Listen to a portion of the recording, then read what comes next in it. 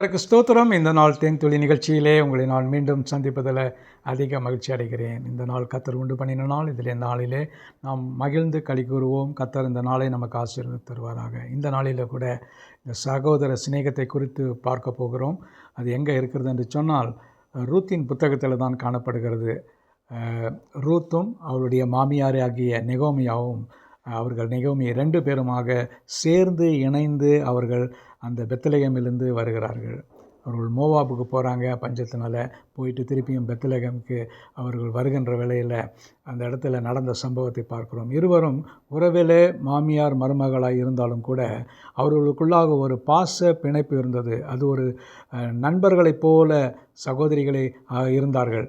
அவர்கள் தங்களை விட்டு இருவரும் இணைபிரியாதபடிக்கு எப்பொழுதும் நான் ஒன்றாகவே இருப்பேன் என்று இந்த இடத்துல ரூத் நெகோமி இடத்துல சொல்லுகிறார்.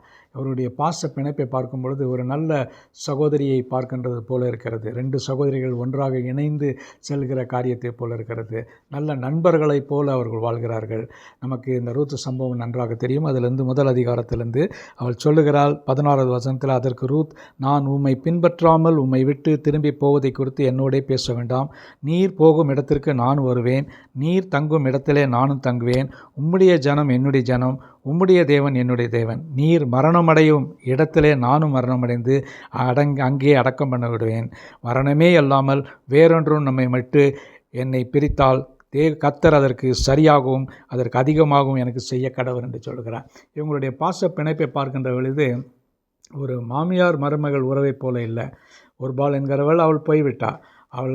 அவளும் ஒரு கணவனை இழந்த கைம்பெண், விதவை.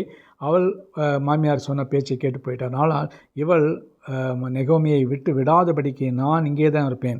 அவர் மோவாபிய பெண்ணாக இருந்தாலும் கூட இந்த யூத பெண்மணி ஆகிய ரூத்தை நான் பின்பற்றி வருவேன் என்று அவள் பிடிவாதமாக இருந்தாள். இந்த சகோதர அந்த நண்பர்களைப் போல வாழ்ந்த இவர்களுக்கு ஒரு பெரிய ஆசீர்வாதம் காத்திருந்து ரூத்தின் மூலமாகத்தான் ஆண்டவராக இயேசு கிறிஸ்துவனுடைய ஜனன வம்சம் இதில் வருகிறதை நாம் பார்க்கிறோம்.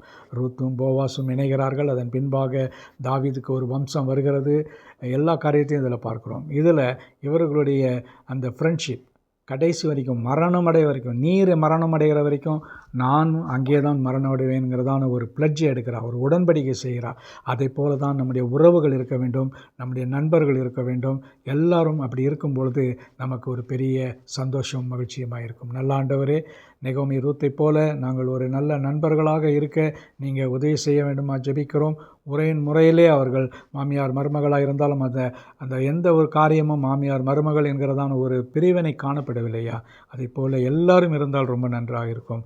அதை நீங்கள் வழி நடத்த வேண்டுமா ஜெபிக்கிறோம். இந்த நாளிலே அவர்களுக்காக துதிக்கிறோம், ஸ்தோத்திரிக்கிறோம். மீட்பர் இயேசுவின் நாமத்தில் ஜெபிக்கிறோம் நல்ல பிதாவே. ஆமேன், ஆமேன். கர்த்தர் உங்களை ஆசீர்வதிப்பாராக. இந்த நாள் உங்களுக்கு ஆசீர்வாதமான ஒரு நாளாக அமையட்டும்.